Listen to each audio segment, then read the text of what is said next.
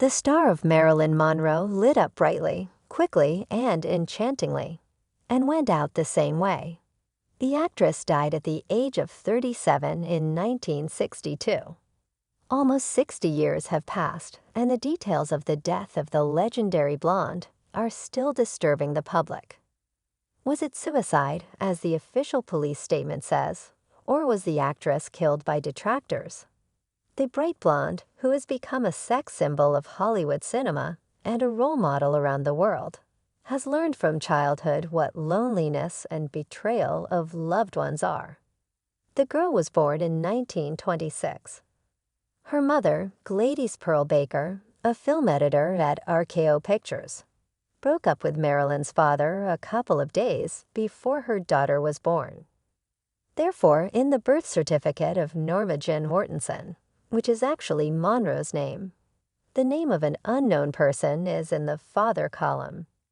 Norma's mother worked a lot and could not always be near her daughter, and her grandmother flatly refused to accept the child into her family. So Gladys gave Norma to be raised in a foster family of Belenders who maintained a small orphanage. When Norma was 8 years old, her mother took her home, but the idyll lasted about a year. Gladys was taken to the clinic with a nervous breakdown and later diagnosed with paranoid schizophrenia. The woman was placed in a state hospital where she spent the rest of her life, rarely contacting her daughter. The future star was accepted into her family by her mother's best friend, Grace McKee. The woman issued temporary custody over the girl. But soon Grace got married, and Norma, as you understand, turned out to be superfluous in the newly made family. Then Norma was placed in an orphanage in Los Angeles. Several times they tried to adopt her, but for unknown reasons, McKee did not sign the necessary documents, and in 1937, she took Norma home. Do you think it's a happy ending? Oh no, this is just the beginning. The future star wandered through the homes of relatives until something happened that determined her future fate. Norma fell in love. Jean's chosen one was already an adult guy, the Mary James Doherty. The couple waited until Norma turned 16 and got married in a hurry, so that the girl did not have to return to the shelter every time another family refused her.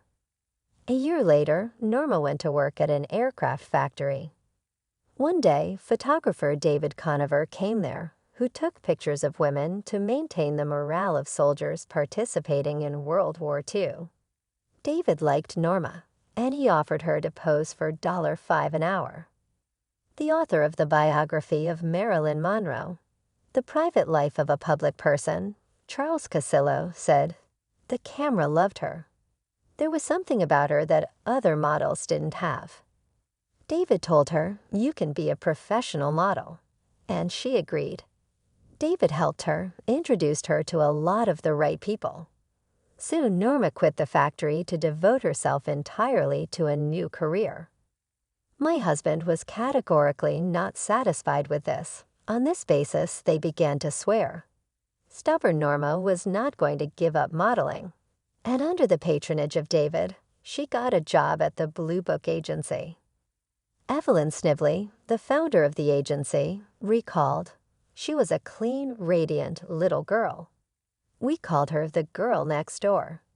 And while Norma's career was rapidly gaining momentum, the marriage was falling apart at the same speed. Eventually, in 1946, Jim and Norma officially divorced.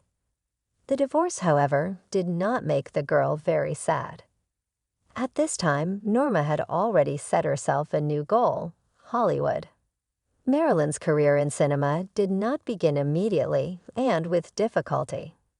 She signed a contract with 20th Century Fox, played in a couple of films where she had only one line, and that was the end of it. She was fired. They say the director of the company just didn't like her. Then she signed a 6-month contract with Columbia Pictures, so she began to appear on the screen at least briefly. Marilyn starred in the stupid movie Chorus Girls, and this contract was also not renewed, said Louis Banner, a journalist, professor of history at the University of Southern California, and author of a biography of Monroe. It was as if Hollywood had not seen a young and talented actress who had already collected all possible awards in her dreams. Or maybe she just needed to clearly understand what was wanted from her. It should be noted that the Hollywood of the 1950s is very different from the Hollywood of today. In 2018, the career of producer Harvey Weinstein was destroyed when the whole world learned that he offered girls dizzying careers and roles in potentially box office films in exchange for carnal pleasures. 60 years ago, it was in the order of things, and Marilyn accepted the rules of the game. As the authors of the podcast, The Murder of Marilyn Monroe note, the actress willingly entered into intimate relationships with important Hollywood producers in order to finally get her moment of fame. And this is confirmed by several biographers of Marilyn. Many aspiring Hollywood starlets have become victims of promotion through the bed, the journalists say. The men who had the power and careers of young and talented girls in their hands simply passed them to each other like some pieces of meat. Important uncles constantly arranged big parties, to which they invited actresses eager for fame and recognition, and hung noodles on their ears. They promised all the gold in the world, the main roles in films, and then locked themselves in separate rooms with the young ladies who were stupefied with happiness. However, Monroe was distinguished by one thing. Even if she played by the rules of Hollywood and more than once humored important people, she still had her own principles. Marilyn never agreed to an intimate relationship with a man she didn't like. One of these outcasts turned out to be the legendary Harry Cohn, co-founder, president, and director of production at Columbia Pictures. Cohn promised her all the roles in the world. Marilyn was at his office, and he invited her to spend the weekend on a yacht. Monroe didn't think he was a good person. He seemed slippery to her.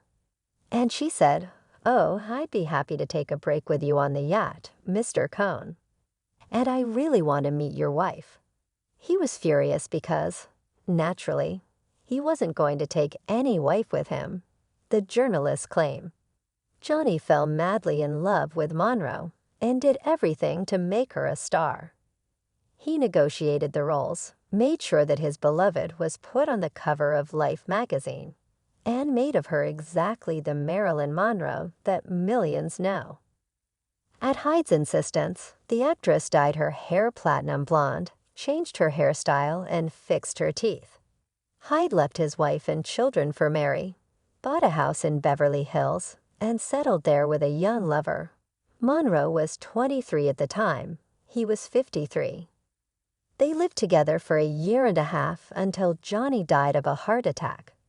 After that, the Hyde family demanded that Monroe leave the house and did not even think about coming to the funeral. Marilyn was able to say goodbye to her patron only after his relatives left the cemetery. Hyde made Monroe famous. He signed a 7-year contract with the 20th Century Fox Film Company for her a couple of days before his death. After that, Marilyn became the host of the 23rd Academy Awards ceremony, starred in several films, including Love Nest and Let's Do It Legally, and critics finally began to consider her a star. And a year later, Niagara happened, which made Monroe the sexiest actress in America, and the legendary picture Gentlemen Prefer Blondes. At the same time, Monroe meets her second husband, athlete Joe DiMaggio. The baseball player invited Marilyn on a date through their mutual acquaintances. He probably won the actress over by not trying to get her into bed after the first meeting, as all the other men did. He's not like the others. With him, I become special, the star said later. In January 1954, the lovers got married, but quarreled a month later. Then they had just returned from a trip to Japan, and Marilyn's fans attacked the newlyweds right at the airport. Joe was furious. He didn't understand why his wife's fans didn't respect their privacy. He was also annoyed by his wife's constant cleavage and short skirts. That is, things that were completely normal for Monroe. Well, the last straw was the shooting of Marilyn in the movie, Itch of the Seventh Year. Joe came to the set just at the moment when the legendary scene was being filmed. Monroe's white dress takes off over the ventilation grate. At home, Monroe was waiting for a scandal and the cherished divorce.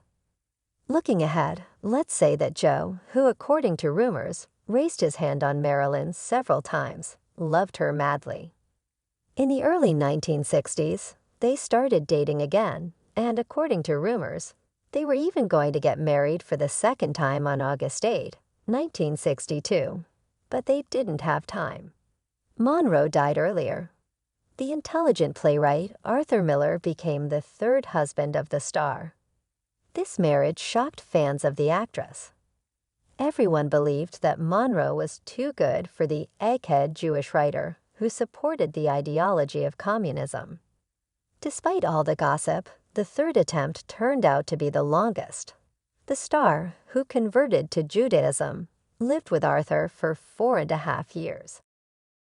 In this marriage, there was everything: jealousy, infidelity. Eyewitnesses reported that during the filming of the movie, the prince and the dancer Monroe saw another man in the evenings. 3 miscarriages, alcohol, drugs, and eventually a divorce, which Marilyn signed without even looking. She will die in 1.5 years. Arthur, fed up with Marilyn's antics, will not come to the funeral.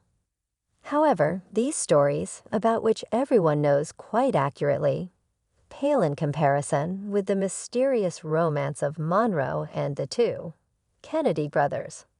Nobody knows for sure about the connection between a sex bomb and prominent politicians. But there are a lot of rumors and gossip.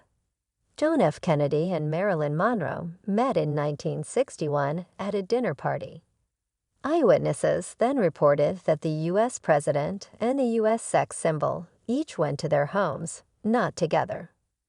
A few months later, they crossed paths again at a reception, and again they did not leave it together. But on March 24, 1962, according to biographers, there was a registered affair.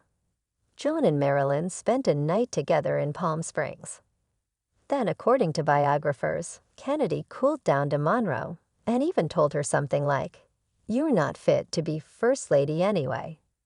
According to some reports, Monroe was also in an intimate relationship with the brother of the 35th president, Robert. However, no one could confirm this.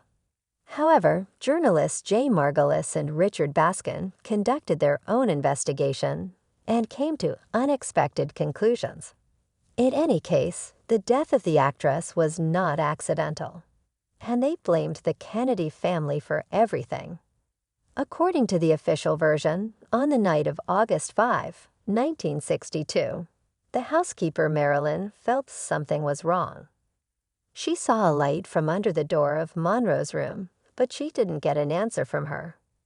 The terrified woman called the doctors of the actress, who broke down the door and found Mary in an unnatural position with a telephone receiver in her hand. Margulis and Baskin don't think so. Journalists are sure that it was an assassination ordered by John F. Kennedy's brother, Robert. Like Rob was worried that Monroe would call a press conference and tell the world about his connection with the main political figures of the country. Monroe got in touch with the younger Kennedy, again, according to rumors, when he came to her house and asked the actress not to call Jack at the White House anymore. He was afraid that his wife Jacqueline, with whom he was not going to divorce, would find out about his affair. The organizer of the conspiracy, the purpose of which was to bring the actress to suicide, was her friend Peter Lawford. Monroe, who was in a terrible depression, allegedly thought about faking suicide in order to reawaken interest in herself. Lawford pushed her to this decision, convincing her friend that everything would be fine with her in the end, and she would be pumped out. Monroe didn't get any help. It is not known exactly why Lawford needed it, but one thing is clear. The man was very close to those in power in the United States. Peter was married to the Kennedy brothers' sister, Patricia. Probably the real cause of death of Marilyn Monroe, a woman who became a role model for millions and managed to be both an angel and a demon, we will never know. But does it really matter? Because she is alive while we remember her.